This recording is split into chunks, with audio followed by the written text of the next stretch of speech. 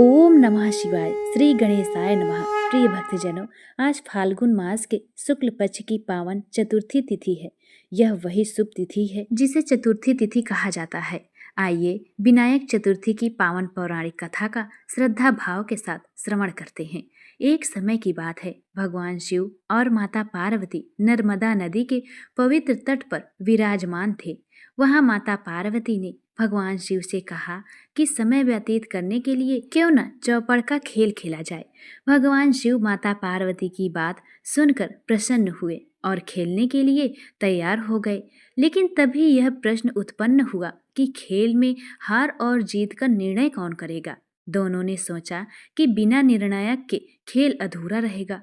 तब भगवान शिव ने वहां पड़ी हुई कुछ तिनकियों को एकत्र किया और अपनी दिव्य शक्ति से उनका एक पुतला बनाया। उस पुतले में उन्होंने प्राण प्रतिष्ठा कर उसे जीवित कर दिया और उससे कहा, पुत्र, हम दोनों चौपड़ खेलने जा रहे हैं।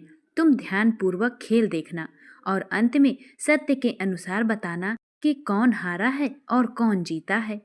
उस बालक ने भगवान शिव की आज्ञा स्वीकार की। इसके पश्चात भगवान शिव और माता पार्वती के बीच चौपड़ का खेल आरंभ हुआ।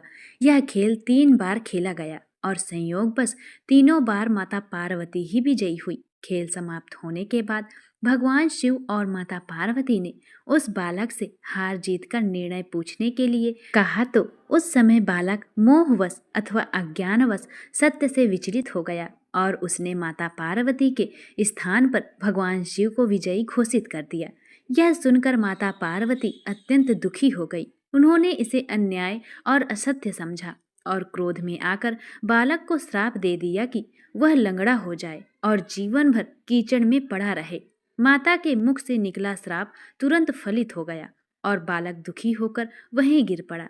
बालक अत्यंत भयभीत और दुखी होकर माता पार्वती से क्षमा याचना करने लगा। वो बालक विनम्रता से माता से कहा, हे माते, यह सब मुझसे अज्ञानवश हो गया है। मेरे मन में किसी प्रकार का द्वेष या छल नहीं था। कृपया मुझे क्षमा कर दीजिए। बालक की दीनता और पश्चाताप देखकर माता पार्वती का हृदय कुछ शांत हुआ। उन्होंने कहा कि यहाँ कुछ समय बाद नाग कन्याएं आएंगी। उनके बताए अनुसार तुम भगवान श्री गणेश का व्रत करना। यदि तुम श्रद्धा से गणेश जी का व्रत करोगे तो तुम्हें मुक्ति मिलेगी और तुम अपनी स्थिति से मुक्त हो जाओगे। यह कहकर माता पार्वती भगवान शंकर के साथ कैलाश पर्वत को प्रस्थान कर गई। समय बीत गया। 1 वर्ष के पश्चात उसी स्थान पर नाग कन्याएं आईं। बालक ने उनसे विनम्रता पूर्वक भगवान श्री गणेश के व्रत की विधि पूछी। नाग कन्याओं ने उसे श्रद्धा, नियम और भक्ति के साथ 21 दिनों तक श्री गणेश जी का व्रत करने की विधि बताई। बालक ने पूर्ण निष्ठा के साथ लगातार 21 दिनों तक भगवान श्री गणेश का व्रत किया।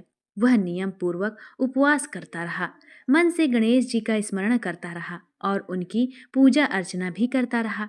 बालक की अपार श्रद्धा और भक्ति से भगवान श्री गणेश अत्यंत प्रसन्न हुए। व्रत पूर्ण होने पर भगवान गणेश प्रकट हुए और बालक से बोले, वत्स, मैं तुम्हारी भक्ति से अत्यंत प्रसन्न हूँ।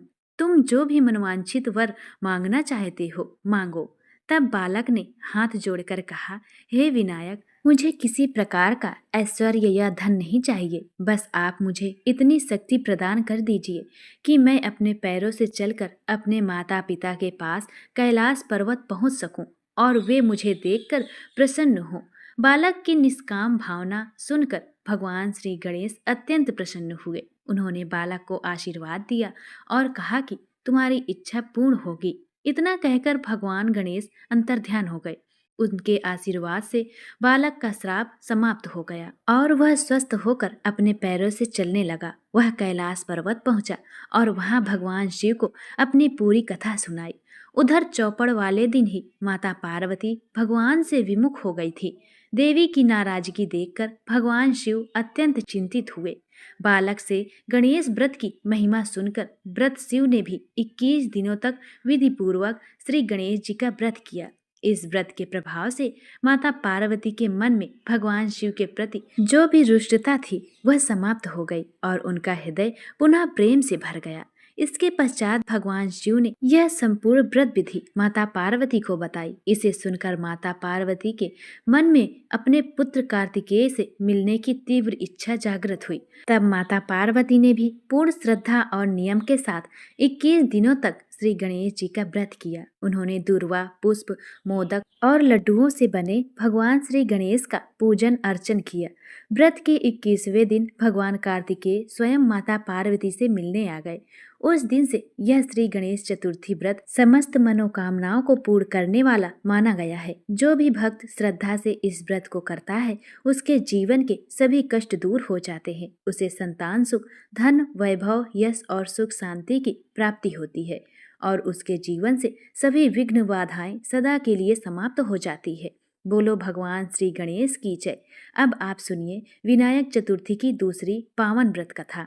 एक समय की बात है, भगवान भोलेनाथ कैलाश पर्वत से स्नान करने के लिए भोगवतीपुरी गए। भगवान शिव के प्रस्थान करने के बाद माता पार्वती ने भी स्नान करने का विचार किया। स्नान से पूर्व उन्होंने अपने शरीर के उपटन और मैल से एक सुंदर पुतले की रचना की और अपनी दिव्य शक्ति से उसमें प्राण प्रतिष्ठा कर दी। उस पुतले में जैसे ही चेतना आई, वह सजीव बालक बन गया। माता पार्वती ने अत्यंत स्नेह से उस बालक का नाम गणेश रखा। माता पार्वती ने बालक गणेश को आदेश दिया कि जब तक मैं स्नान करके बाहर ना आ जाऊं, तब तक इस द्वार पर पहरा देना और किसी को भी भीतर प्रवेश करने मत देना।